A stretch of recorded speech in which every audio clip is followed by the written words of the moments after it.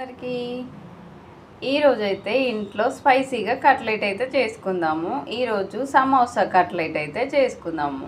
మా ఫ్రెండ్ ఒకడు నిన్న క్యాటరింగ్కి వెళ్ళాడట, మిగిలిపోయినది ఉంటే తీసుకొచ్చి ఇచ్చాడనమాట.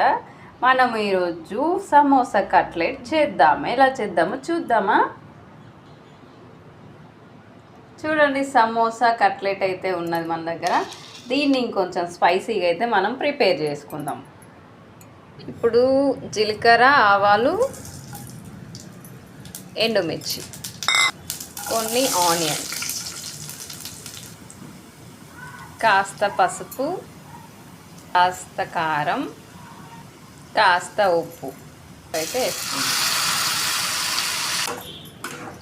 మొత్తం బాగా కలిపేసుకొని కొంచెం ఇలా ఉడుకుతున్నప్పుడు ఒక సమోసా అయితే దీంట్లో చించేసుకోవాలన్నమాట.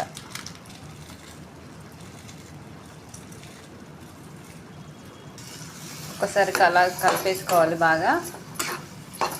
మన కట్లెట్ ఎలా ఉందో తర్వాత తిని చూస్తాను. ఇప్పుడే బాగా వచ్చేసింది, మంచిగా ఆయిల్ అయితే సైడ్కి వచ్చేసింది. చూసారా ఎంత బాగుంది? చూద్దాం టేస్ట్ ఎలా ఉందో. మీరు కూడా కొత్తగా చేయడానికి ట్రై చేయండి. ఈరోజు అయితే కట్లెట్ సమోసా అనమాట, సమోసా కట్లెట్. బాయ్.